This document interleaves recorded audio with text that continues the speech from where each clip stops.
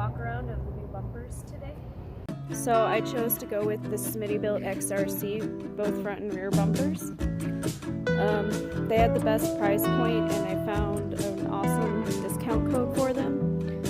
So with the front one, I had to get a little creative with the license plate for now until I get a winch. And I haven't put the little like Allen head screws in because I'm going to get the Stinger later. The issue I ran into, it was probably my own fault, but the little like nut strip that goes inside was bent, and it took me a minute to get it unbent and actually get the bumper on. So now we'll walk over to the rear. I still need to buy D-rings, but I'm cheap and lazy. I freaking loved that it came with these and I didn't have to get them separately like with a bunch of different bumpers. Over here where the fender flares go, the ones that came with it weren't long enough, so I just put in some silver ones that were bigger.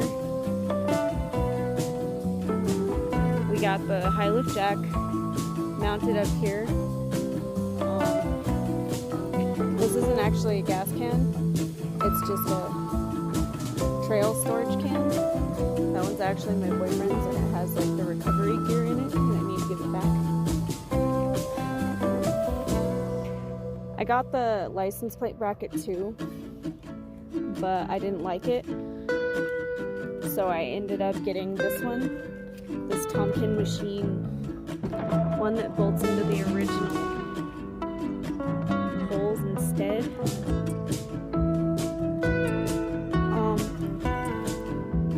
With this, the cam, I don't like the cam gear that much. It's kind of hard to get it adjusted right, and it likes to move on me. But anyways, it opens up pretty nicely and feels really solid. I also need to rewire that because I need to get it to work. But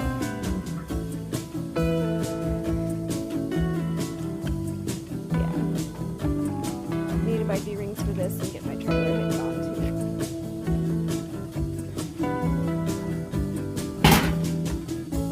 But it's really sturdy and solid. And then yeah. So with the actual install of the rear bumper, the only thing I really had a problem with was this heat shield.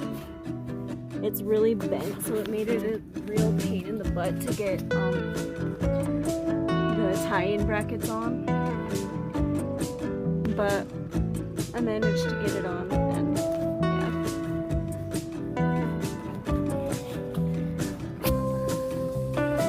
I was too excited to actually sit down and film an install video for either of them, so I apologize, but I thought I'd do a walk around.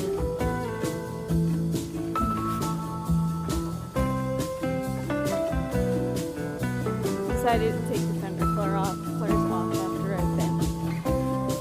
I've bent them pretty bad.